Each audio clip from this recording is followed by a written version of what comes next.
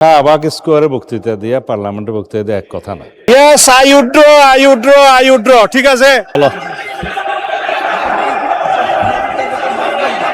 দিনে দুপুরে প্রকাশ্যে অস্ত্র ব্যবহার করে সাধারণ মানুষের নাগরিকের কাছ থেকে ছিনতাই হচ্ছে, রাহাজানি হচ্ছে, সেই ব্যাপারে বর্তমান স্বরাষ্ট্রমন্ত্রী কি ভূমিকা নিচ্ছেন এবং পরবর্তীতে সরকার দলীয় এমপি সহ বিরোধী দলীয় এমপিদেরকে যে হামলা শিকার হয়েছে, সেই হামলায় যে মামলা হয়েছে, সেই মামলার আসামিদেরকে গ্রেপ্তার না করে বরং উল্টো যে মিথ্যা মামলা হয়েছে তার প্রেক্ষিতে সেই আসামিদেরকে গ্রেপ্তার করে যে আইনের শাসনের টোটাল কবর রচনা করা হচ্ছে, এই ব্যাপারে বর্তমান স্বরাষ্ট্রমন্ত্রী পদক্ষেপ জানতে যাচ্ছে।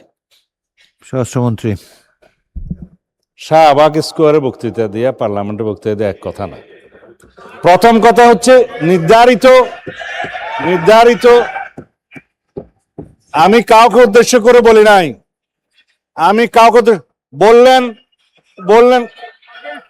আমি তো আপনারা কথা বলার সময় কথা বলি নাই। মাননীয় স্পিকার, আমি আপনার শেল্টার চাচ্ছি। মাননীয় বিরোধী দলীয় সদস্যবৃন্দ, আপনারা অনুগ্রহ করে স্বরাষ্ট্রমন্ত্রীর বক্তব্য শুনবেন।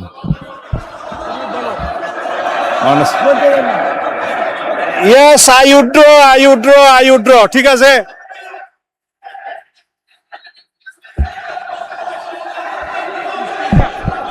মাননীয় স্পিকার, অনুগ্রহ করে বসুন, স্বরাষ্ট্রমন্ত্রীর বক্তব্য শুনুন। মাননীয় স্পিকার, মাননীয় সদস্যবৃন্দ, অপেক্ষা করুন।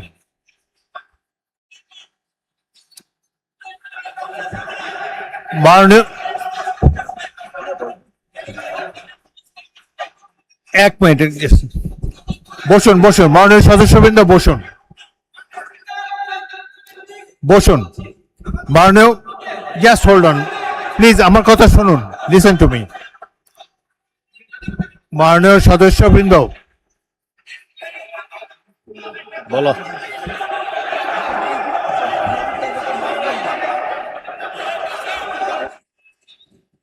হয়েছে তো, অনেকক্ষণ বলেছেন। এখন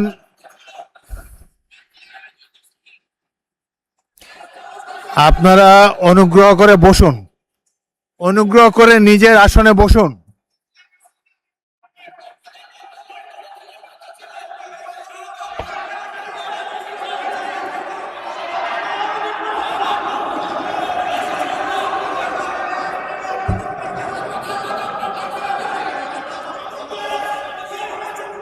মাননীয় সংসদ সদস্যবৃন্দ,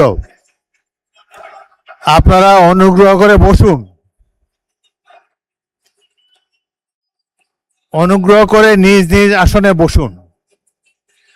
কথা বলার তো অনেক সুযোগ আপনাদেরকে দিচ্ছি, এইভাবে ঢালাও না বলে মাইকে বললে তো সবাই শুনতে পায়। আপনাদেরকে সুযোগ দেওয়া হবে, যখন সুযোগ পাবেন মাইকে বলবেন।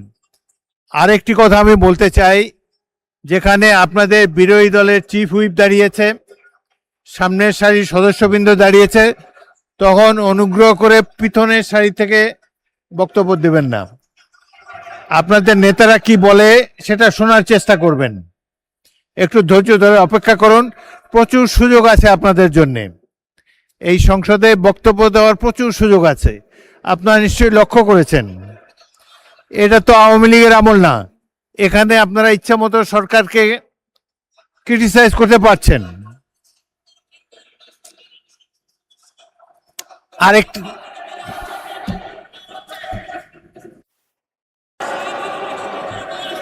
মাননীয় সদস্যবৃন্দ বসুন, প্লিজ অপেক্ষা করুন। বসুন।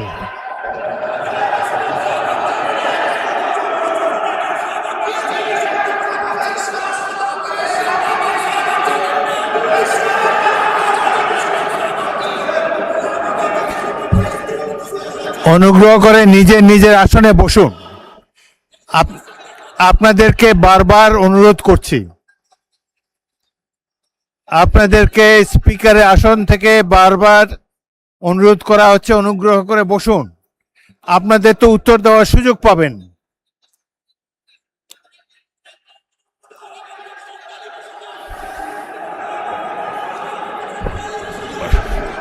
শোনেন,